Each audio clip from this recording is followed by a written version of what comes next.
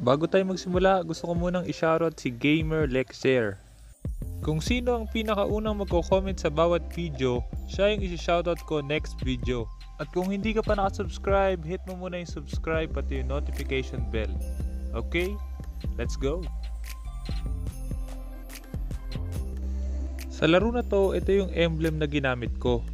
Marksman emblem, tapos kinuha ko sa kanya yung physical damage dahil yun sa passive niya. Ang passive ni Layla, kapag mas malayo yung kalaban, mas malaki yung damage niya. Sunod is crit damage dahil naman yun sa first skill niya. Gumagana kasi yung critical sa first skill ni Layla. At ang pinakauli is yung Electro Flash para kahit papano merong additional movement speed tsaka sustain. Ngayon, mapapansin nyo dito, unang item ko is yung jungle item. Maganda yan kasi sa red ako mag-i-start. Para naman makuha nyo yung red, kailangan meron kayong kasamang support. Mas mahihirapan kayong kunin yun kapag wala kayong support na kasama. Sa season na to, importante na kunin nyo agad yung red kasi mas mahirap siyang kunin mamaya. Maliban doon, makikita nyo rin yung advantage kapag meron kayong red sa simula. Ito yung isa sa mga dahilan kung bakit mas mabilis kang makakapag-farm kapag meron kang red. Flicker naman yung napili kong spell dahil yun sa kalaban namin. Possible din naman yung Purify o kaya Sprint, depende yun sa sitwasyon.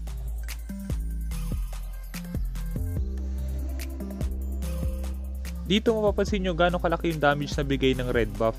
Kadalasan dahil marksman yung gamit mo sa simula, binubuli ka lang ng kalaban. Pero dahil sa red buff, kaya makakasabay ka agad kahit simula pa lang. At dahil kaya mong harasin yung kalaban, ibig sabihin kaya mo rin kunin yung crab. Pero kung mag-isa ka, mas mahihirapan kang gawin to. Kaya kung gusto mong mas bumilis yung farm mo, dapat magpasama ka sa support. At ang pinaka-importante, dapat yung support na kasama mo merong roam item.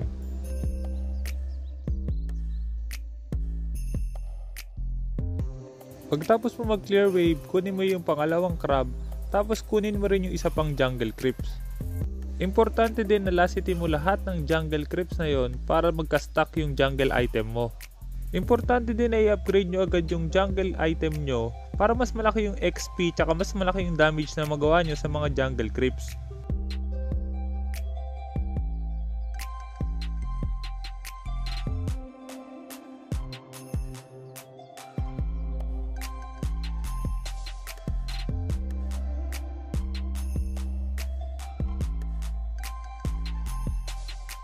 Ngayon, ipapass forward muna natin sa mga boring na parts.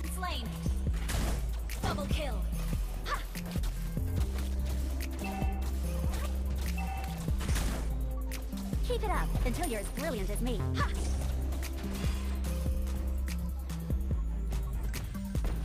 I will drive away the darkness.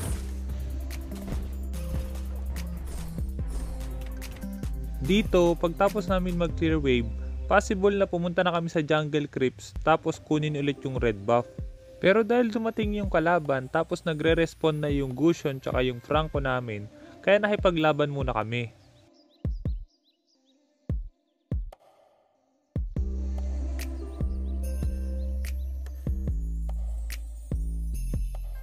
Plano ko i-cancel yung flicker ko dito pero natuloy pa rin siya. At dahil napatay namin sila, ibig sabihin pwede na namin kunin yung turtle. I will drive away the darkness. Request backup. We can do it. An ally has slain the turtle. Mapapansin nyo dito, kahit wala na akong HP tsaka mana, hindi ako umuwi.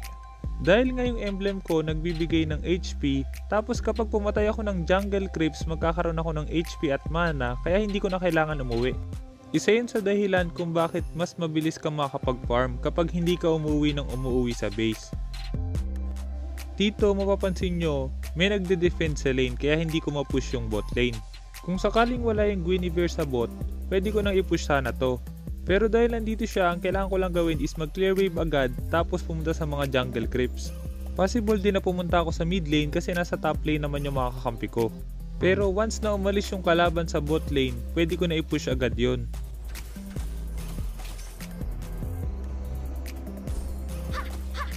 We can do it. Mapapansin nyo rin dito, imbis na sumama ako sa mid lane para sa team fight, mas pinipili ko mag-farm sa bot lane. Kasama na din dun yung pag-split push. Dahil nga kailangan ko pa muna magpa-item bago sumama sa team fight, kaya mas kailangan ko mag-farm muna. Request backup. Keep it up until you're as brilliant as me. You have slain an enemy. You destroyed a turret. We can do Request it. backup. Time to Killing shine. spree. Shut down. Pagkabuhay ko, kailangan ko ulit kumuha ng red buff. At dahil meron na akong dalawang item, tapos meron akong red buff, ibig sabihin pwede na ako sumama sa teamfight. Pero yung sasamahan kong teamfight, kailangan may objective kaming kukunin. Kaya ang sunod na pupuntahan ko dito is yung top lane. Pero gaya ng sinabi ko sa The Fastest Way to Farm guide ko, kailangan lahat ng jungle creeps na madadaanan mo, kunin mo muna. Pagtapos ko mag-build ng Raptor Machete, sunod kong binuild is yung Windtalker. Dahil nga meron din yung crit damage, kaya maganda rin yung sa emblem na pinili ko. Pupunta na ako ng top para bumakap sa kakampi ko. Pero tignan nyo yung clip na to.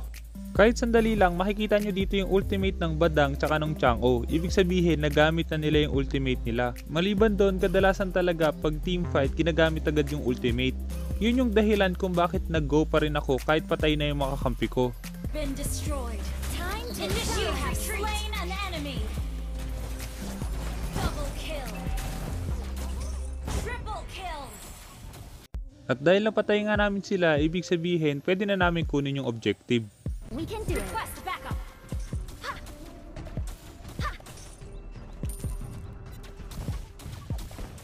Keep it up until you're as brilliant. You destroyed a turret.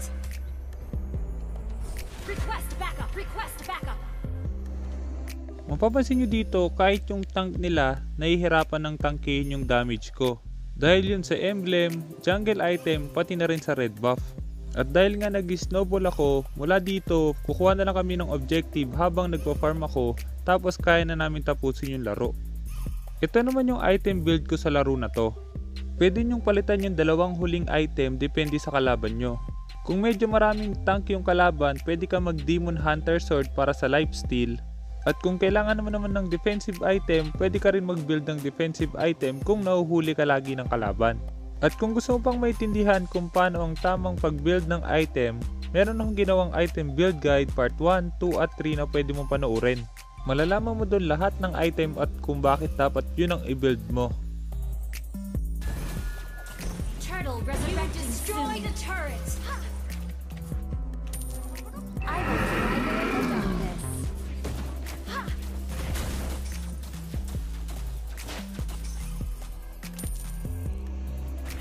We can do it. Request backup. An ally has slain the turtle. Keep it up until you're as brilliant as me.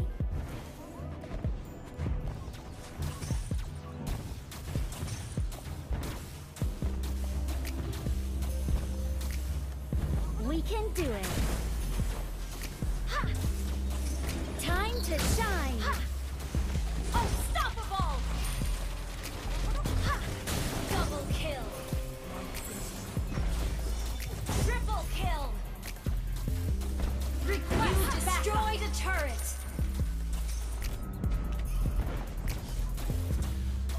Keep it up until you're as brilliant as me. You destroyed a turret.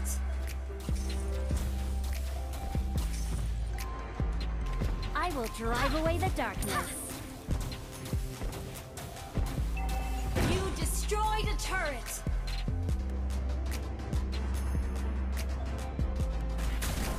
We can do it. An enemy has been slain.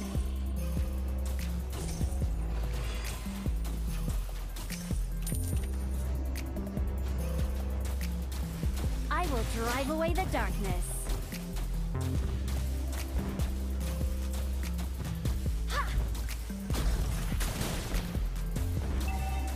You destroyed a turret.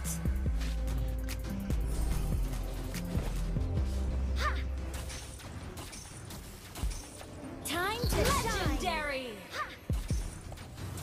Keep it up until you're as brilliant as me. Double kill. An enemy has been slain. Lord resurrecting We soon. can do it. Sana marami ka natutunan sa guide na ito. At kung meron kang guide na gusto ipagawa, i-comment mo lang sa baba at susubukan kong gumawa ng guide tungkol doon.